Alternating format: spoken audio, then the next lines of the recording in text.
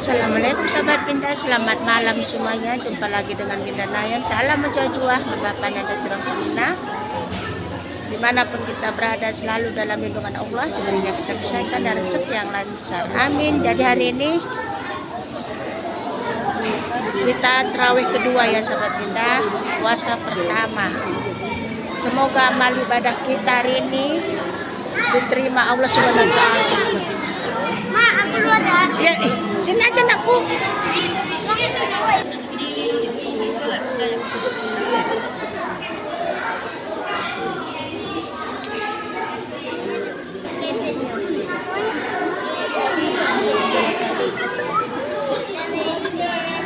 gitu ya. Maaf ya sahabat Binda, tadi sore sebetulnya saya sudah mengupload video tapi terhapus sahabat Binda. Jadi saya minta maaf kepada semua sahabat Binda.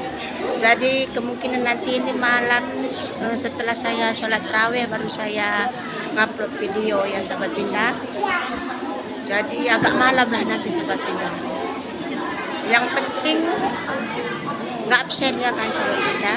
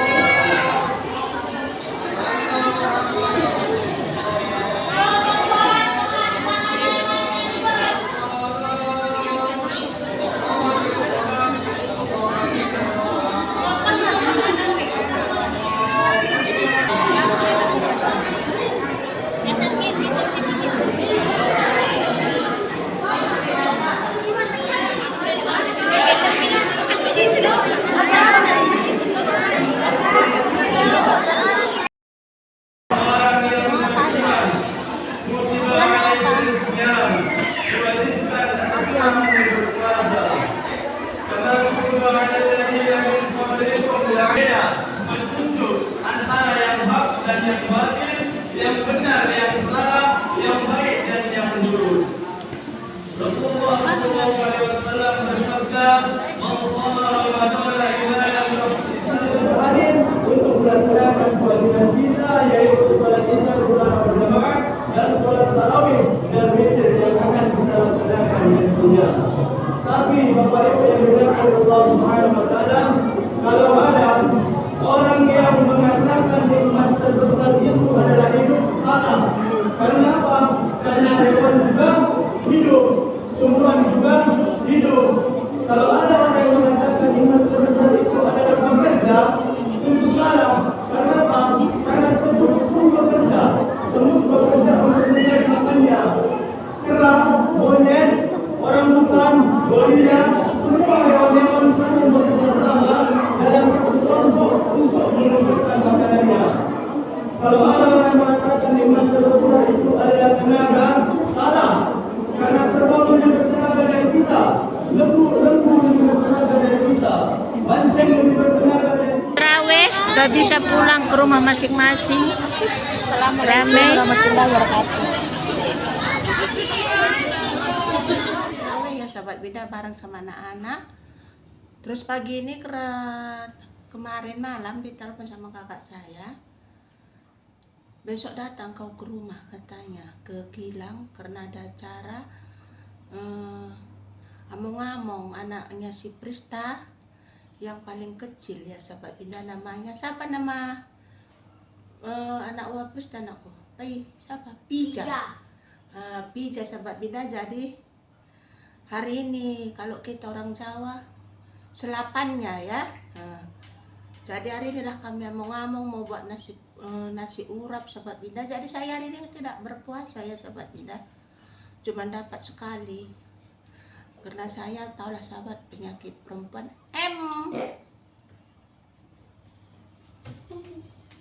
jadi saya tidak berpuasa dan saya ini udah siap mau pergi ke kilang pagi ya.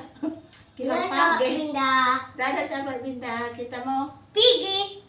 ke kilang mana, kita ke kilang padi ya. Padahal semalam itu saya sudah saya kirim itu video saya, terus terhapus. Kalau sahabat kemarin nontonnya seru lah sahabat Binda ini. Kemarin mau buka 6:30. Aduh, sudah nangis, minta tolong, lapar katanya sahabat Binda. Nggak sabaran dia buka. Tapi alhamdulillah sahabat Binda, sampai juga penuh 1 hari ya sahabat Binda. Jitu anak saya ini mantap. Walaupun 6:30 itu dia jerit-jerit minta buka, nggak tahan lagi, haus, semangat, tak apa aja lah sahabat Binda. Tapi akhirnya saya bujuk-bujuk, memang nangis dia sahabat Binda. Saya pun kasihan juga tengoknya. Tapi kayak mana lah sahabat Binda, udah terhapus videonya. Padahal ini semalam saya videokan ini.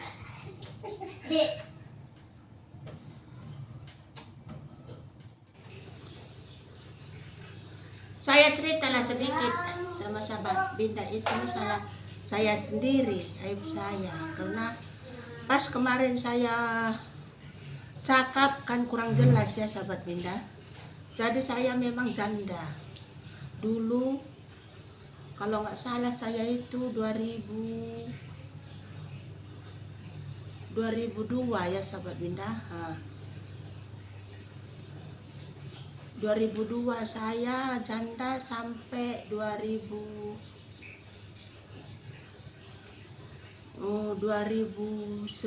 saya kurang lebih itu janda ada 7 tahun sahabat Binda. Baru saya ketemu sama suami saya yang sekarang. Saya janda itu tidak ada anak ya. Kurang lebih saya sama mantan saya itu 1 tahun. Pekerjaan mantan saya itu dulu TNI ya, tentara. Itu bukan kemauan saya, bukan ada rasa suka sahabat Binda, tapi karena dijodohkan dulu kami. Saya situ baru tamat kuliah. Datang kata kakak saya sama orang tua saya, kita belum saling kenal sama dia. Karena itu dulu umurnya udah tua, kami dulu beda 10 tahun kalau nggak saya salah. Terus datanglah mantan mertua saya ke rumah, datangnya karena kita masih saudara, datangnya ke rumah, datangnya bapak sama mama. Terus ditanya mereka lah saya bilang saya belum kenal. Nggak apa-apa, itu saudara kita, dia baik, orang kaya katanya. Kalau nanti sama dia hidup dulu nggak susah. Kenapa nggak susah? Saya bilang dia dulu anak paling kecil, anak bungsu. Terus dia sudah punya pekerjaan 1. Terus orang tuanya lumayan ada ya, orang kaya bilang ya. Udah kayak gitu sahabat Binda, saya yakan lah ya. Karena orang tua juga setuju, kakak-kakak saya juga setuju, tinggal saya bilang. Jadi berumah tangga lah kami, menikah. Besar dulu pesta kami, menikahlah kami. Kurang lebih saya 1 tahun bersama mantan. Ada selisih paham sahabat Binda. Selisih pahamnya seperti ini. Dia orangnya baik, romantis, nggak pernah marah. Cuman 1 sahabat Binda. Dulu dia kan ingat dulu tsunami di Banda Aceh. Situlah saya pas menikah itu. Karena siap kami menikah, katanya dia mau masuk sekolah keperawatan, mau ngambil kesehatan.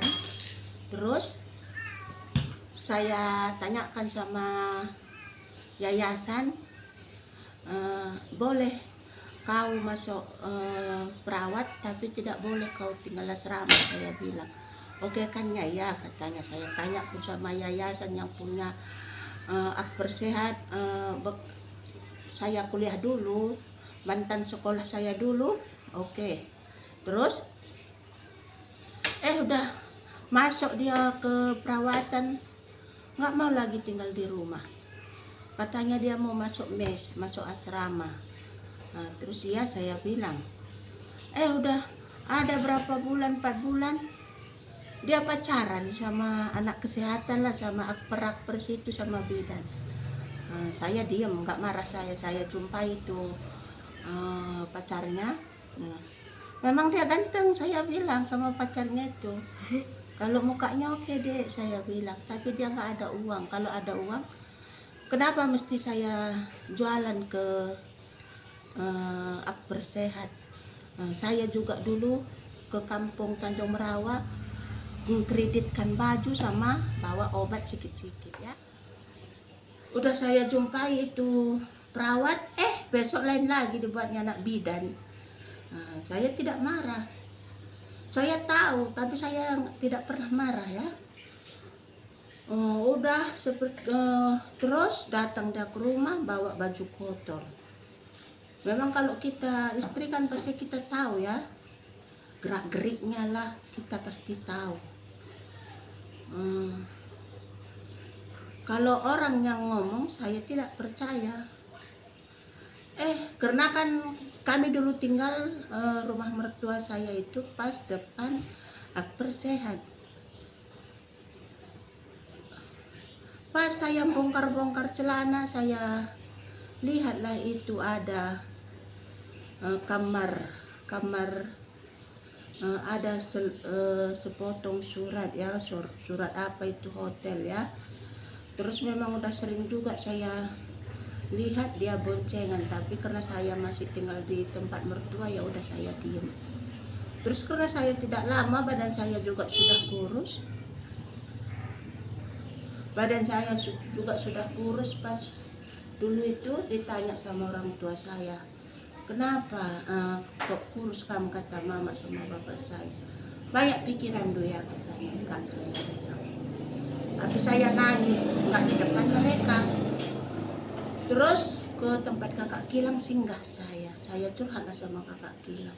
Saya tidak sanggup. Kenapa katanya? Saya mau pisah, saya bilang. Kenapa kok mau pisah katanya? Dipukulinya katanya. Enggak, saya bilang. Enggak dong, enggak. Jadi apa katanya? Kalau masalah belanja saya dulu itu tidak dikasih karena dia memang pun tidak punya uang. Pas masa itu gajinya sudah diborokkannya. Terus dia masuk kesehatan, masuk ngambil D3-nya juga ya. Jadi saya ngambil belanja kami itulah saya jualan baju sama bawa obat ke kampung Tanjung Merawa. Terus apa? Saya nggak tahan dia mencewek, saya bilang. Jadi mau ke mana, kata kakak yang saya mau cerai, saya bilang. Udah kayak gitu singkat cerita. Kalau kita orang Karuni kan ada anak baru ya. Jadi dari sini kami itu satu motor Eltor dulu, motor kakak saya itu ke sana. Terus ditanya sama mantan mertua saya itu, iya saya nggak sanggup lagi, saya mau cerai, saya bilang sama ibu saya itu mantan mertua ya. Dia pun udah siap karena dia kan tak banyak cadangannya, udah ada pacar barunya ya. Terus cerai kita, cerai. Saya niat dalam hati kalau udah saya tinggalkan ini rumah jangan lagi saya pernah diperjumpakan ya Allah, saya bilang. Jadi sampai sekarang saya tidak pernah jumpa sama mantan suami saya itu ya. Begitu saya cerai, saya ada saudara dari bapak dulu dijemput saya itu. Dijemput saya dulu pernah juga ke Kota Panjang, Kota Cane, Aceh. Kurang lebih saya setahun juga sana kerja di puskesmas ya. Udah kayak gitu, ini kembali lagi sama suami saya, cerailah kami. Kita cerai itu sampai ke Kodam sahabat Binta, bukan cerai adat, ke Kodam dulu kami sampai ke Kodim sana, ke Binjai ya. 1 bulan juga hampir itu prosesnya sana sini. Keluarga juga capek. Setiap kita ke Kodim itu pasti 1 motor Eltor ya, karena bawa saksi, bawa segalanya. Jadi kita dulu itu ditanya sama komandan itu, saya bilang nggak pernah saya nafkah lahir dan batin. Jadi saya dibayari dulu 50, dihitung 50.000 1 hari dulu itu ya. Sekitar kayak gitulah selama setahun sahabat Binta. Terus dikasihkan suami kita bagus-bagus. Saya pun cium tangan dulu juga pas dikasihkannya itu dulu duit sama saya yang dihitung nafkah lahir batin 50 dulu dihitung sama komandan itu dulu ya. Udah kayak gitu sebab Binda udah bisa pergi saya ke Aceh. Terus pergi saya ke Aceh kurang lebih itu 1 tahun barulah saya tengok itu koran. Saya butuh tenaga kesehatan ke Taiwan. Jadi saya lamar sebab Binda, alhamdulillah begitu saya lamar langsung jebol. 1 bulan saya Jakarta les bahasa di Bekasi, berangkat saya ke Taiwan. Sampai saya di Taiwan akhirnya kita dulu susah, itu dapur tidak ada, sawit pun tidak ada ya ceritanya. Jadi semenjak saya di Taiwan sakit pun mama ditelepon sama kakak, ini mama masuk rumah sakit. Berapa saya langsung transfer. Baru pulang saya udah 3 tahun kontrak. Balik saya ke sini kan ada uang sedikit Mas.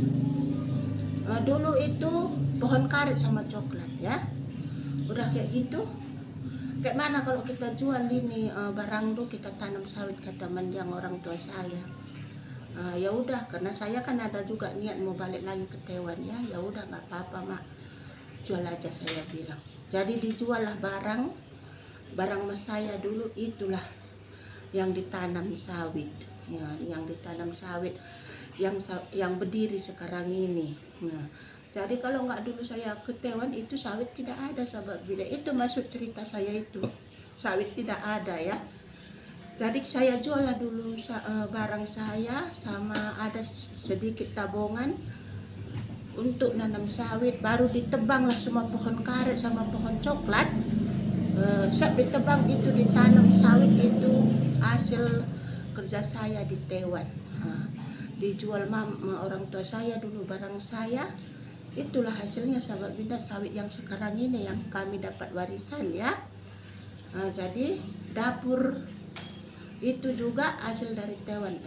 Rumah Nayan yang sekarang Nayan tempati itu pun hasil saya kerja Taiwan. Dapur aja ya karena dulu itu kamar mandi di luar sahabat Binda karena kita kan susah, orang tua saya juga susah. Ada lupa saya kerja di Taiwan udah renovasi aja itu rumah, kamar mandinya taruh dalam saya bilang karena saya juga kan nanti mau pulang susah juga untuk mandi. Barulah direnovasi itu saya kirim uangnya di Taiwan. Jadi itulah hasil saya dari Taiwan sahabat Binda.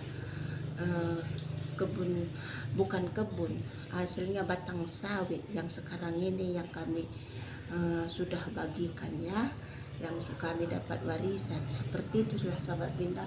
Itu aib saya sendiri yang saya ceritakan, memang nyata saya itu memang janda ya. Oke, sampai di sinilah dulu video Binda ini. Ikuti video selanjutnya, kasih dukungan dan semangat buat Binda. Biar Binda makin semangat membuat video yang baru.